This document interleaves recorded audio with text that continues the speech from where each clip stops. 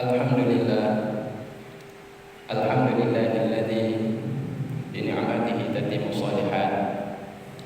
Asyhadu an la ilaha illallah wahdahu la syarika lah. Syahadatan tunjina biha min jami'il afati wasayyi'at.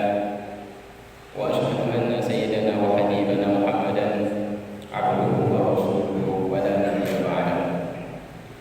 Allahumma shalli wa sallim wa barik ala sayyidina wa nabiyyina wa habibina wa syafi'ina wa qurrati a'yunina wa maulana Muhammad bin Abdillah nabiyul ummi wa ala alihi wa ashabihi al-mujahidin at-tayyibin at-tahirin al-batilin anfusahum ila yaumil qiyamah. Amma ba'du, fa ya ibadallah, usikum wa nafsi bi taqwallah wa ta'atihi la'allakum tuflihun. Qala Allah ta'ala fil Qur'anil Karim, Bismillahirrahmanirrahim. Lam yakunil ladzina kafaru min ahlil kitabi wal musyrikin munfakkina hatta ta'tiyahumul bayyinah. Rasulun minallahi yatlu suhufan mutahharah fiha kutubun qayyimah wa ma tafarraqa alladzina utul kitaba illa min ba'di ma ja'atuhumul bayyinah wa ma umiru illa liya'budullaha mukhlishina lahu din. Shadaqallahul azim wa balaga rasulul karim. Wa nahnu insyaallah ta'ala ala dzalika lamina syahidin walhamdulillahi rabbil alamin. Puji dan syukur marilah sama-sama kita sampaikan, aturkan dengan lidah maupun dengan hati kita. Dengan lidah berarti puji dengan lidah, dengan hati berarti puji dengan hati, dan puji dengan semua anggota tubuh kepada Allah masuk di dalam kategori yaitu syukur secara istilah.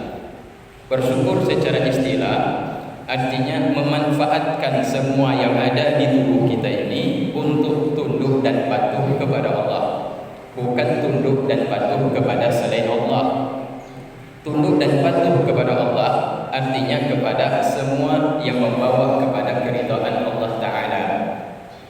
Mulai dari rambut sampai ujung kaki, hingga lidah, hingga hati, dipakailah, dipergunakanlah hanya untuk mengharapkan yaitu keridhaan Allah Subhanahu wa Ta'ala. Maka yang disampaikan Rasulullah dalam hadisnya ketika Rasulullah sallallahu alaihi wasallam melaksanakan salat tahajud. Tahajud awalnya merupakan salat yang wajib sebelum diperintahkan salat fardu 5 waktu. Sebelum turunnya salat perintah salat fardu 5 waktu, salat yang pertama kali diwajibkan khusus kepada baginda Nabi Muhammad sallallahu alaihi wasallam adalah salat tahajud. Salat pada pertengahan malam atau lewat tengah malam, atau disebut dengan istilah qiyamul lail, yaitu wa minal laili fatahajjadu. Dan di antara sebagian malam yang Allah karuniakan kepada kita untuk tinggal dan hidup, di waktu malam-malam tersebut sebagiannya kata Allah Ta'ala fatahajjadu, maka situ adalah perintah bagi kita untuk tahajud.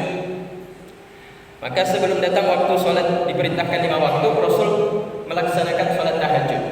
Ini sudah menjadi kewajiban bagi Nabi Muhammad hingga turunlah perintah sholat 5 waktu pada saat terjadinya Isra dan Mi'raj, yaitu pada 11 tahun diangkatnya Nabi Muhammad sallallahu alaihi wasallam. Tahun ke-11 menunggu atau tahun ke-11 sesudah Nabi mendapatkan SK pengangkatan, yaitu sebagai Nabi dan Rasul di Gua Hira. Pada tahun ke-11 terjadi disebut dengan namanya tahun hazan atau tahun kesedihan, karena Rasul diuji dengan wafatnya orang-orang yang paling dicintainya dan paling berjasa serta paling di depan dalam membela perjuangan Rasulullah sallallahu alaihi wasallam, ialah Ummahatul Mukminin Khadijatul Kubra, putri daripada Khuwailid. Dan demikian juga meninggal pamannya tercinta, ayah daripada Sayyidina Ali dan Sayyidina Ja'far bin Abi Thalib. Meninggal dua sosok ini membawa kesedihan pada diri Rasulullah. Karena itu Rasulullah adalah manusia. Meskipun beliau Nabi, makhluk yang paling mulia dan paling sempurna, tapi Nabi juga merasakan yaitu kesedihan ketika ditinggal oleh orang-orang yang membantu setia menolongnya dalam perjuangan. Pada saat itu kemudian Rasulullah diangkatlah oleh Allah Ta'ala dalam peristiwa Isra dan Mi'raj. Diperlihatkanlah kehebatannya Allah Ta'ala, diperlihatkanlah kekuasaannya Allah Ta'ala. Dalam perjalanan Nabi dijemput oleh sebuah hewan yang bernama burak. Yang kita tahu burak ini dia sekali melangkah maka terbangnya itu sejauh mata memandang. Kemudian Nabi diperlihatkan tempat-tempat bersejarah. Sesudah itu Nabi diangkat sampai ke langit yang ketujuh. Sesudah itu sampailah ke Sidratul Muntaha. Disitulah diperintahkan sholat 5 waktu. Yang awalnya diperintahkan adalah 50 kali sehari 50 kali sehari semalam. Dasarnya 50 kali sehari semalam. Andai kata Nabi tidak turun berjumpa dengan Nabiullah Musa alaihissalam, maka kita tidak ada cerita istirahat sedikit sekali kita. Karena 50 kali sholat harus kita kerjakan sehari semalam. Jadi sampai dengan Nabi Musa ditegur, disarankan Musa minta kurang. Dari 50 turun 40 turun, 45 turun, 30 turun, 35 turun, akhirnya 25 turun, akhirnya 20 turun, akhirnya sampailah kepada 5 kali sehari semalam. Itu pun diminta Nabi Musa minta lagi kurang. Karena setahu saya umatmu juga tidak akan sanggup. Sedangkan umatku saja tidak sanggup, kata Musa, apalagi umatmu. Tapi Nabi malu. Sudah terlalu banyak meminta, Allah pun sudah memberikan keringanan yang cukup banyak. Nah, dari situlah kemudian diambil hikmahnya. Untuk 1 kali sholat 5 waktu, Allah lipat gandakan 10 kali lipat. 1 kali sholat zuhur sama dengan 10 kali sholat zuhur. 1 kali sholat Jumat sama seperti dengan 10 kali sholat Jumat. Karena tidak ada zuhur pada hari Jumat, yang ada adalah sholat 2 rakaat hari Jumat yang disebut dengan yaitu sholat Jumat. Berarti 1 kali sholat Jumat pahalanya sama seperti 10 kali sholat Jumat. Begitu juga asar, sekali sholat asar sama seperti 10 kali sholat asar. Begitu juga maghrib, sekali sholat maghrib diberikan pahala sama seperti 10 kali mengerjakan sholat maghrib. Begitu juga isya, begitu juga subuh. Jadi total semuanya kalau dikali-kali, 1 kali sholat seperti 50 kali sholat, berarti 5 kali kita sholat sehari semalam, pahalanya sama seperti 50 kali sholat sehari semalam. Makanya rugi kalau orang meninggalkan sholat. Rugi besar sekali orang meninggalkan sholat. Lebih baik dia berjudi daripada meninggalkan sholat. Ada anekdot pertanyaan, mana lebih baik melakukan maksiat atau meninggalkan taat? Mana lebih baik? Ini dua-dua tidak baik ya. Dua-duanya hanagot. Cuma di antara dua buah yang hanagotnya, yang lebih parah. Yang lebih parah dijawab. Mana lebih baik meninggalkan sholat? Mana lebih bahaya meninggalkan sholat atau main judi? Main judi kan maksiat, meninggalkan sholat juga maksiat. Maka ulama-ulama mengatakan bahwa al-arif billah khawfuhum litarki ta'ah akthar min mukhalafati ta'atillah. Bahwa al-arif billah, para wali-wali Allah atau para ulama yang soleh, takutnya mereka daripada tidak taat dalam perkara ibadah yang diwajibkan itu lebih besar dibandingkan takutnya mereka mendurhakai Allah Ta'ala dalam perkara maksiat. Nah, itu saya kasih contoh tadi itu, main judi dengan meninggalkan sholat. Mana lebih besar dosanya dan bahayanya bagi hamba tersebut? Lebih besar dosa dan bahaya orang yang meninggalkan sholat daripada dia bermain judi. Meskipun dua-duanya dosa, tetapi lebih besar dosanya orang yang meninggalkan sholat. Kenapa? Karena orang main judi bisa dihapus dosa main judi tadi dengan taubat kepada Allah.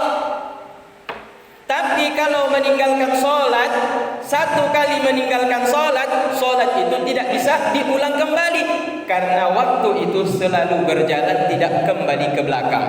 Waktu tidak akan kembali. Jadi menyia-nyiakan ibadah, menyia-nyiakan kewajiban adalah sebuah penyesalan yang besar bagi para orang-orang soleh. Penyesalan besar sekali bagi orang soleh ketika dia meninggalkan sholat 5 waktu, ketika dia meninggalkan berangkat haji, ketika dia meninggalkan puasa 1 hari dalam bulan suci Ramadan, ketika dia diberikan kemampuan untuk mengeluarkan zakat padi, tapi dia tidak keluarkan di tahun itu, maka itu merupakan sebuah penyesalan besar. Karena al-waktu kasif, waktu sama seperti pedang. In lam taqta'hu qata'ta. Kalau engkau tidak memotong waktu itu sendiri, engkau akan dipotong oleh waktu itu sendiri. Jadi waktu adalah sesuatu yang sangat berharga. Kenapa? Karena dalam waktu itu ada kesempatan untuk beribadah. Kalau sudah lewat waktu, maka tidak bisa diulang kembali. Makanya orang yang meninggalkan sholat, yang meninggalkan baca Al-Quran, yang meninggalkan puasa dan perintah-perintah baik yang wajib maupun sunnah, mereka sangat merasa menyesal karena meninggalkan sholat tersebut. Jamaah yang dimuliakan Allah Subhanahu wa taala. Ada seorang sahabat rajin sekali sholat berjamaah, zuhur berjamaah, asar berjamaah, maghrib berjamaah, isya berjamaah, subuh berjamaah. Ada sahabat-sahabat Rasulullah yang selalu hadir berjamaah sebelum azan berkumandang. Belum azan berkumandang dia sudah ada di dalam masjid. Padahal dia bukan Bilal, padahal dia bukan muazin. Tapi sebelum azan berkumandang dia sudah ada di dalam masjid. Bukan saja zuhur dan asar, bukan saja waktu maghrib dan isya, subuh dia duluan juga. Jadi bahkan dia mungkin jadi tukang buka pintu sebelum datang pegawai masjid, belum datang karyawan masjid, belum datang takmir masjid, udah duluan datang dia ke dalam masjid. Kenapa? Takut dia ketinggalan sholat yang diwajibkan tersebut, padahal berjamaah hukumnya sunnah. Tetapi takut dia meninggalkan berjamaah. Karena kenapa? Kesempatan tidak bisa terulang kembali, waktu tidak bisa diulang kembali. Meskipun pahalanya tidak sama seperti sholat wajib, meskipun tidak berdosa meninggalkannya, tapi penyesalannya itulah yang menyebabkan dirinya selalu hadir. Bahkan sebelum azan berkumandang dia sudah hadir di dalam masjid. Allah selalu memberikan kepada kita yaitu bonus-bonus bagi mereka yang datang sholat, khususnya pada waktu sholat Jumat. Siapa yang datang pertama sekali, Allah berikan dia pahala yaitu sebesar onta. Yang terlambat di belakangnya ketika azan berkumandang diberikan sebesar sapi. Yang sudah azan naik khatib sudah berkhutbah diberikan pahala sebesar kambing. Selesai khutbah terlambat sedikit, udah mulai iqamat, ya dikasih seperti manok, kasih seperti ayam. Yang mudah masbuk dikasih seperti telur ayam. Itu tetap Allah Ta'ala kasih. Itu dijanjikan kepada kita sebagai motivasi bagi kita dalam beribadah. Nah ini kemudian nanti kita naik lagi pada level selanjutnya. Bagaimana tingkat-tingkat orang yang beribadah kepada Allah Ta'ala. Yang pertama, orang beribadah kata Imam Nawawi sama seperti budak. Sama seperti budak. Budak itu tidak kerja akan dicambuk oleh majikan. Kalau dia malas akan dipukul oleh majikan. Sama seperti sahabat Bilal bin Rabah, gara-gara dia kafir kepada Umayyah bin Khalaf, tidak beriman kepada majikannya, tidak mau lagi menyembah berhala Lata, Manat, Hubal, tidak mau menyembah lagi kepada berhala-berhala patung-patung Tuhan daripada majikannya. Dia kafir kepada Tuhan majikan dan dia beriman kepada Tuhannya Muhammad. Tidak taat kepada majikan, hukumannya apa? Diseret, diikat tali pada lehernya, kemudian diseret, dikasih ke anak-anak, diseret-seretlah, dibawalah ke padang pasir, kemudian diambil batu besar, ditimpakan ke perut dan dadanya Bilal bin Rabah, kemudian dicambuk-cambuk agar beriman kembali kepada berhala Lata, Mana dan Hubal. Tapi Bilal tidak mau. Ini resiko budak. Kalau tidak patuh patuh kepada majikan, maka akan dihukum. Maka jangan kita seperti budak dalam beribadah. Tapi ini sudah masuk kategori yang lumayan. Orang yang beribadah karena takut mati nanti diazab dalam kubur. Orang yang beribadah karena takut nanti meninggal dunia diazab dalam neraka.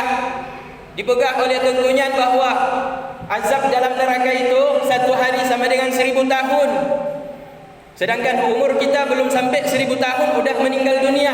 Baru 63 kata Nabi, rata-rata usia umatku 63 tahun. Kecuali Nabi-Nabi sebelumnya seperti Nabiullah Adam AS dan Nabiullah Nuh AS, 935 tahun usia Nabi Adam AS, 950 tahun usia Nabi Nuh AS.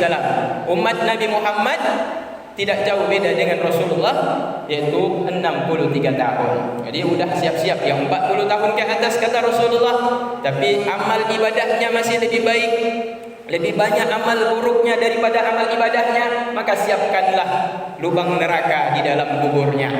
40 tahun tidak berubah, masih jarang kelihatan di masjid. Kapan kelihatan di masjid? Ketika sudah meninggal dunia. Ketika sudah meninggal dunia, barulah datang dia ke masjid. Tapi bukan dia sendiri yang datang, tapi dibawa oleh sahabat-sahabatnya yang beriman.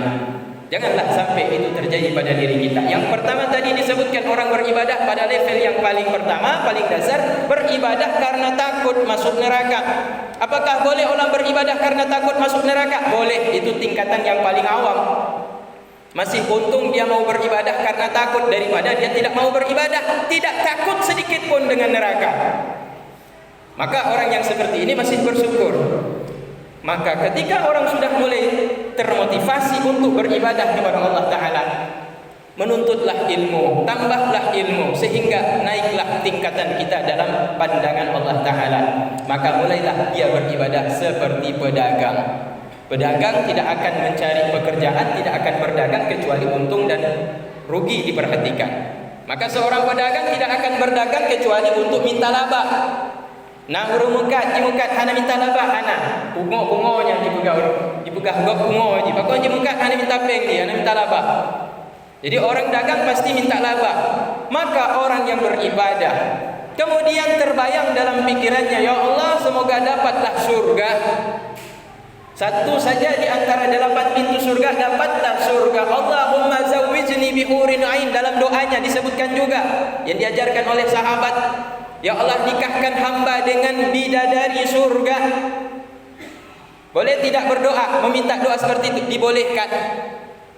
Minta dalam doa kita, ya Allah, nikahkan hamba dengan bidadari surga.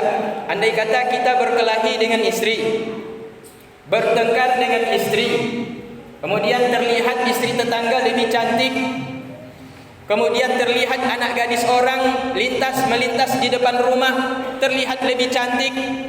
Kemudian dengan istri kita melihat istri kita kurang cantik, kemudian bertengkar, yang sebenarnya dalam hati ingin menikah, ingin tambah istri yang kedua, ketiga atau keempat, tapi tidak berani. Maka berdoalah kepada Allah Ta'ala, Allahumma zawwijni bihurin in. Ya Allah, nikahkan hamba, ya Allah, dengan bidadari surga, ya Allah.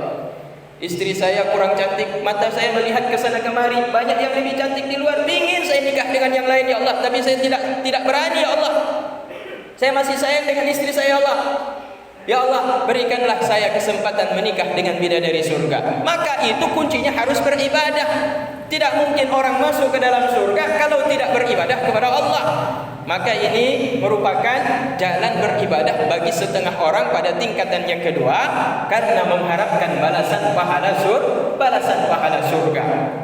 Yang ketiga, dia beribadah karena malu kepada Allah Ta'ala.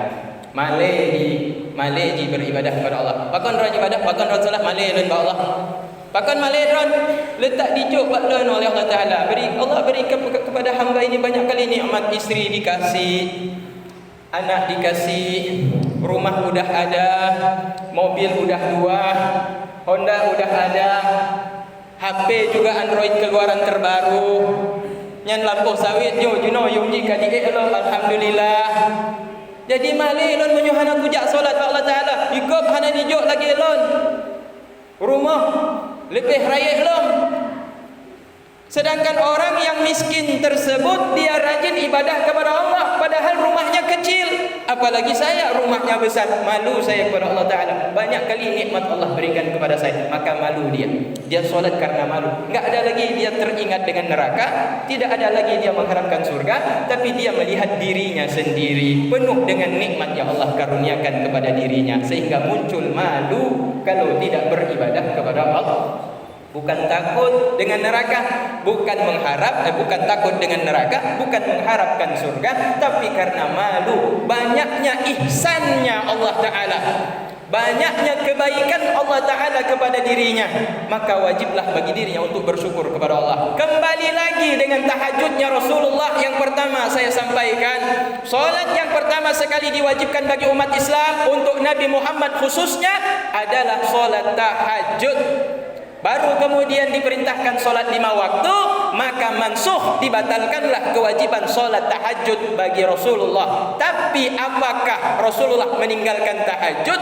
Rasulullah tidak pernah meninggalkan solat tahajud meskipun tidak diwajibkan lagi. Sehingga bengkaklah kaki Rasulullah sallallahu alaihi wasallam. Bapak yang dimuliakan Allah, kamar Rasulullah, rumah Rasulullah hanya 4x6 dengan istrinya Siti Aisyah. Rumah tanyo kibarai rumah tanyo hantar podong rumah ukuran 5x20 saboruko sang hansip rumah tanyo. Rasulullah rumah beliau dengan Aisyah 4x6 ukurannya. Di situ dapur, di situ kamar tidur, di situ ruang tamu. Cuma ada sekat sedikit khusus untuk kamar Siti Aisyah.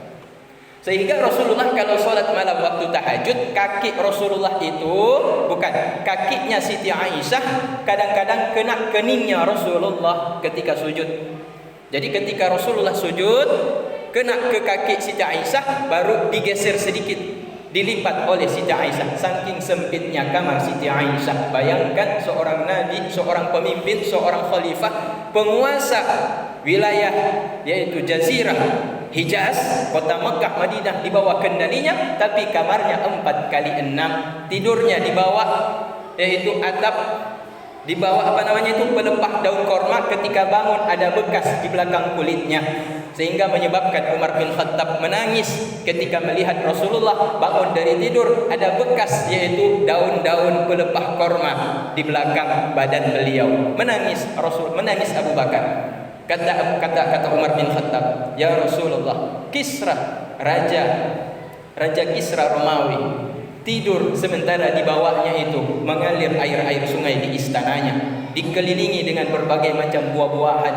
Tapi engkau ya Rasulullah, engkau Nabi kami, engkau pemimpin kami, tapi engkau begini keadaannya." Apa jawab Rasulullah? "Ya Umar, tidakkah engkau ridha Kisra Allah berikan dunia dan untuk kita Allah berikan balasan akhir? Apakah engkau tidak ridha ya Umar? Allah berikan untuk Kisra silakan dunia dengan segala kemewahan dan kenikmatan yang semu seperti bayang-bayang. Tapi Allah memberikan janji kepada kita, yaitu kenikmatan surga yang kekal dan abadi." Maka tertunduklah Umar. Ternyata inilah yang menyebabkan Rasulullah hidup cukup qanaah, merasa tidak perlu berlebih-lebihan dalam menuntut kemewahan hidup di dunia ini.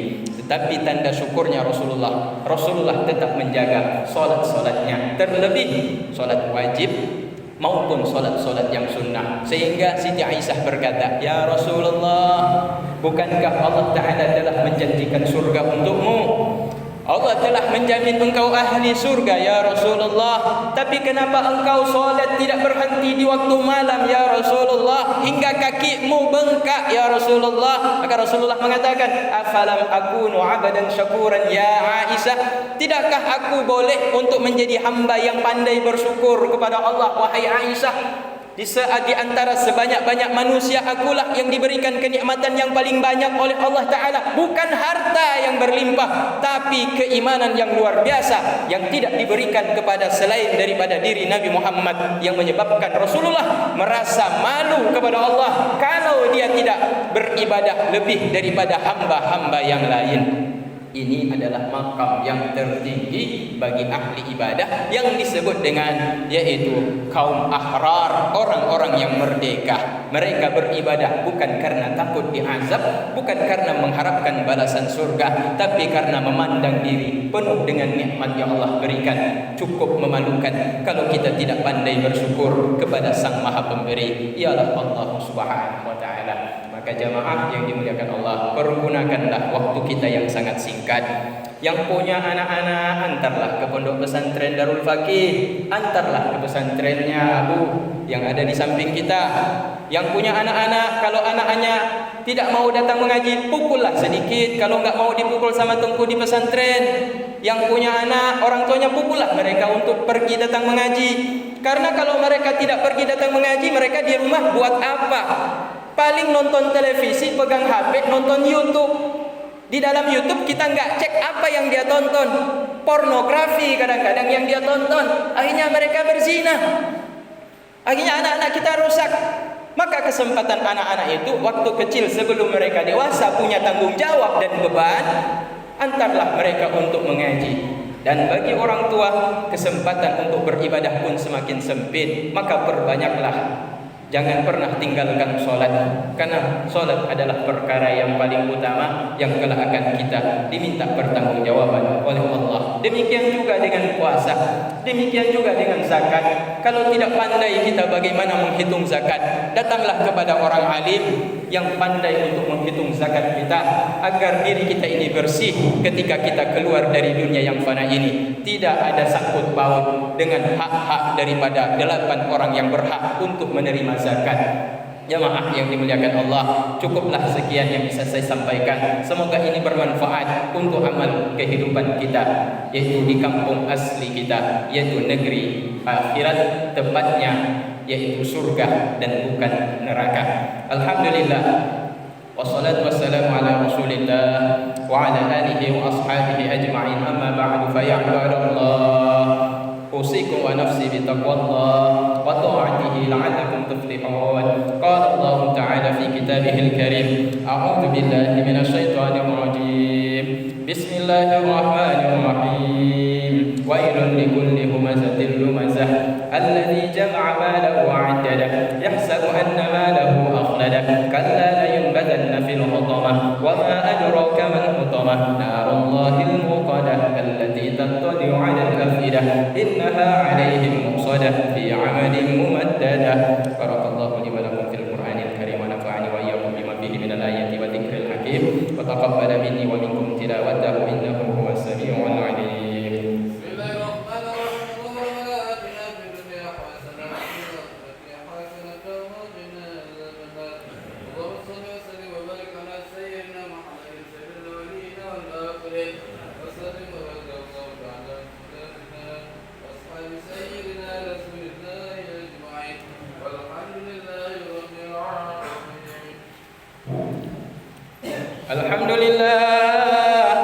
Alhamdulillahilladzi hadana li hadza wa ma kunna linahtadiya laula an hadana Allah. Asyhadu an la ilaha illallah wahdahu la syarika lah wa asyhadu anna sayyidana wa habibana Muhammadan abduhu wa rasuluhu wa la nabiyya ba'dah. Allahumma shalli wa sallim wa barik ala sayyidina wa nabiyyina wa habibina wa syafi'ina wa dhukrina wa maulana Muhammad wa ala alihi wa ashabihi ajma'in. أما بعد فيا عباد الله اتقوا الله حق تقاته ولا تموتن إلا وأنتم مسلمون. قال الله تعالى في القرآن الكريم: أعوذ بالله من الشيطان الرجيم، بسم الله الرحمن الرحيم. اقرأ باسم ربك الذي خلق، خلق الإنسان من علق. اقرأ وربك الأكرم الذي علم بالقلم علم الإنسان ما لم يعلم. قال الله تعالى في القرآن الكريم: أعوذ بالله من الشيطان الرجيم، بسم الله الرحمن الرحيم. إن الله وملائكته يصلون على النبي يا أيها الذين آمنوا صلوا عليه وسلموا تسليما. اللهم صل على سيدنا محمد وعلى آل سيدنا محمد كما صليت على سيدنا إبراهيم وعلى آل سيدنا إبراهيم وبارك على سيدنا محمد وعلى آل سيدنا محمد كما باركت على سيدنا إبراهيم وعلى آل سيدنا